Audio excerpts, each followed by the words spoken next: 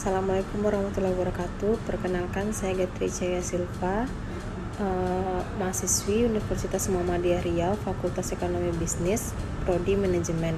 Saya berasal dari kelas 5B MCT 2. Tujuan video ini untuk pemenuhan tugas ujian tengah semester mata kuliah Analisis Perilaku dan Evaluasi Kinerja. Saya akan menjelaskan beberapa materi ujian tengah semester.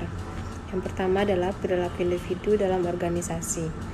Definisinya, individu yang normal adalah individu memiliki integritas yang tinggi antara psikis dan fisiknya.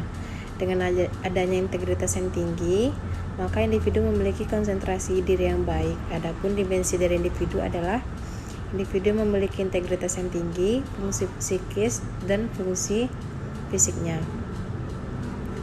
Perilaku dalam ekonomi organisasi adalah bentuk interaksi antara karakteristik individu dengan karakteristik organisasi.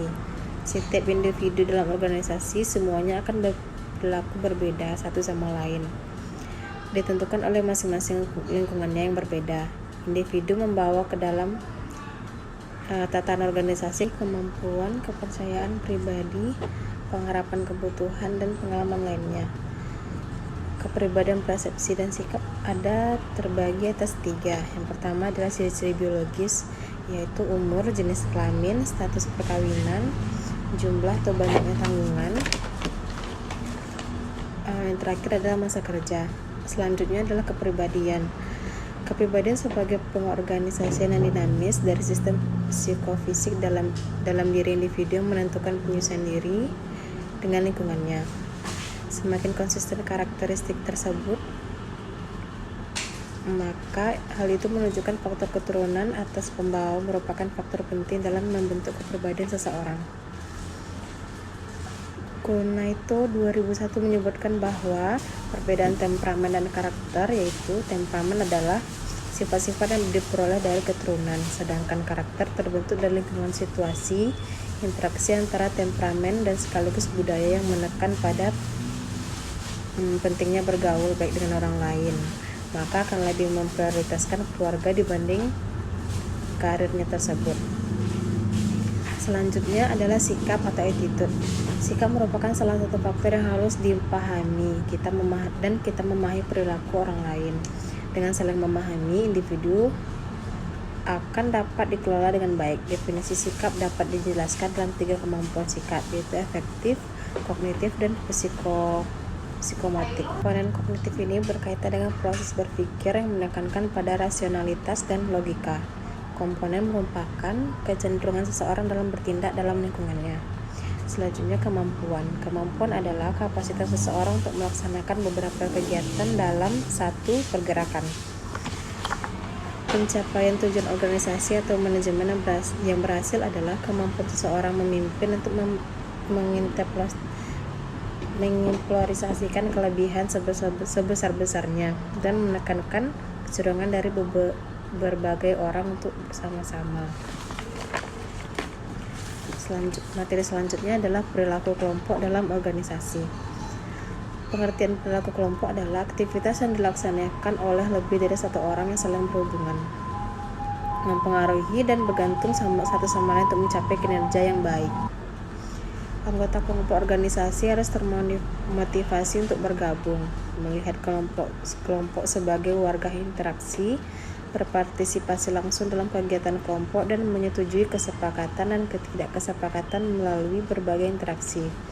Sebuah kelompok terdiri atas yang pertama kelompok formal dan kelompok informal. Ciri-ciri sebuah kelompok memiliki lebih dari satu orang, saling berkomunikasi, memiliki tujuan yang sama, dan menganggap dirinya sebagai anggota dari kelompok tersebut.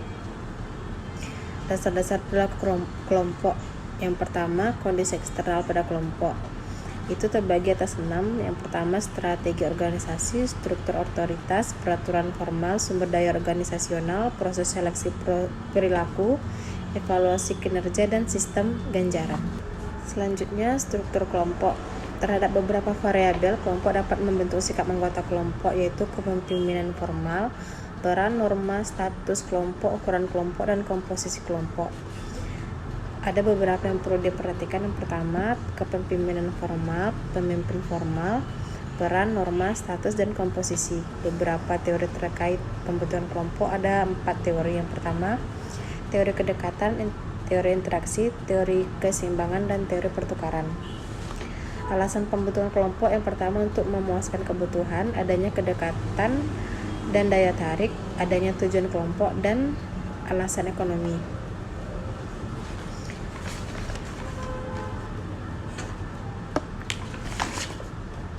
Perilaku organisasi berkaitan dengan bagaimana orang bertindak dan beraksi dalam semua jenis organisasi.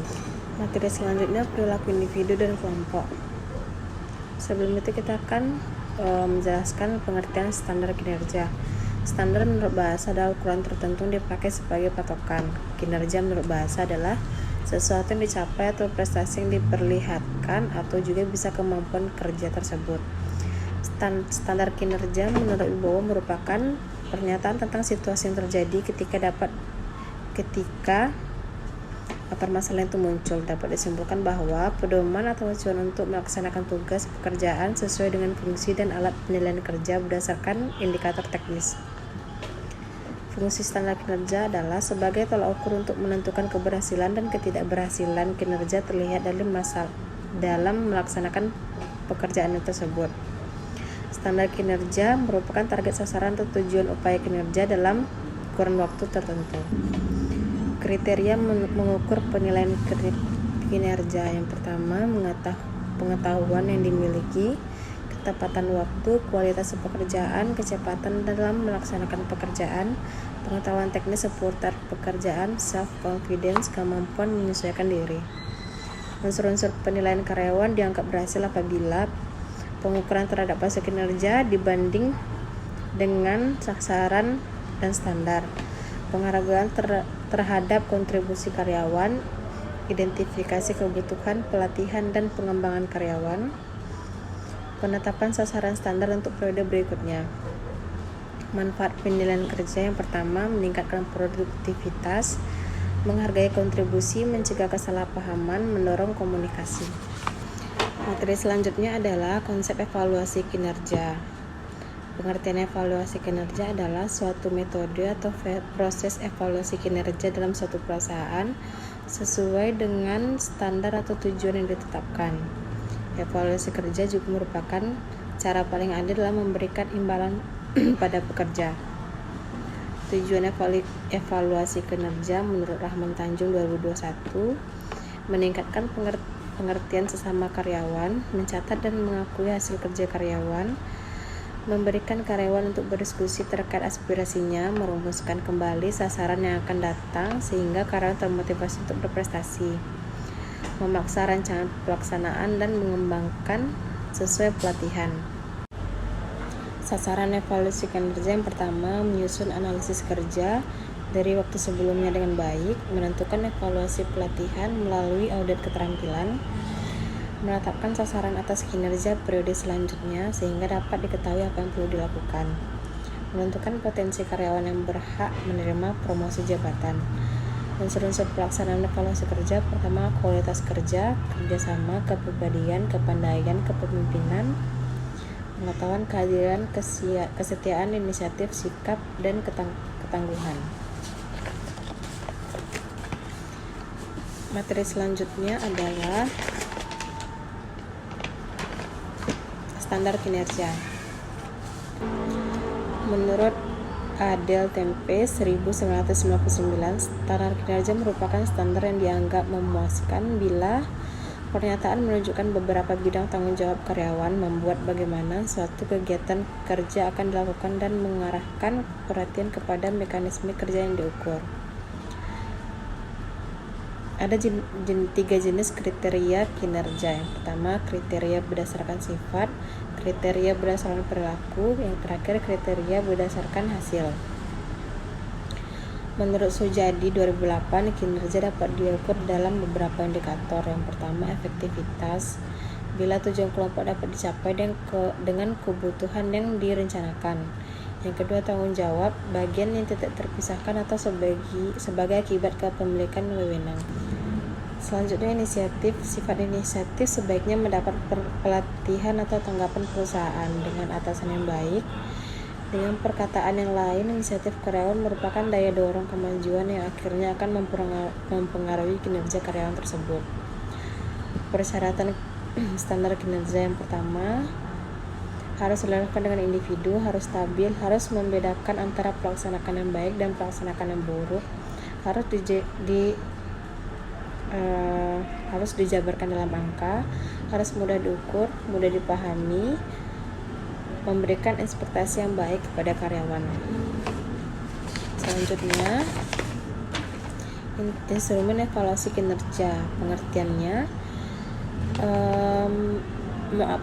mengobservasikan kinerja yang ternilai dan menilai hasilnya dengan melakukan perbandingan standar kinerja yang ternilai. Hasil penilaiannya dicatat dalam instrumen evaluasi kinerja. Jadi, instrumen kinerja itu merupakan alat untuk mencatat hasil penilaian, bukan data mengenai kinerja yang ternilai yang diisi oleh ternilai. Instrumen berfungsi untuk mengungkapkan fakta menjadi data. Isi instrumen evaluasi kinerja yang pertama, nama karyawan, nama organisasi, unit kerja, jabatan, catatan nilai, tanggapan ternilai atas penilai, dan terakhir ada tanda tangan. Skala evaluasi itu mengukur kinerja karyawan, penetapan angka, keadaan untuk menunjukkan adanya perbedaan. Selanjutnya deskripsi level kinerja, pengembangan butir-butir instrumen. Uji coba instrumen yaitu suatu instrumen kerja yang valid, artinya instrumen itu dapat diukur kinerja karyawan yang harus diukur setelah melaksanakan pekerjaannya. Indikator kinerja dalam penelitian yang dilakukan oleh Wijayati dan Supra tahun 2012, ada 4 tahapan dalam pengembangan sistem penilaian pegawai. Yang pertama, perencanaan penilaian, pelaksanaan penilaian, pengukuran penilaian, dan peninjauan penilaian. Manfaat evaluasi kinerja adalah sebagai dasar ukuran dalam hal seleksi dan penetapan karyawan, dan alat evaluasi sehingga berdampak pada perbaikan pengembangan karyawan tersebut. Baiklah, sekian penjelasan dari saya terkait materi ujian tengah semester. Lebih dan kurang saya mohon maaf. Assalamualaikum warahmatullahi wabarakatuh.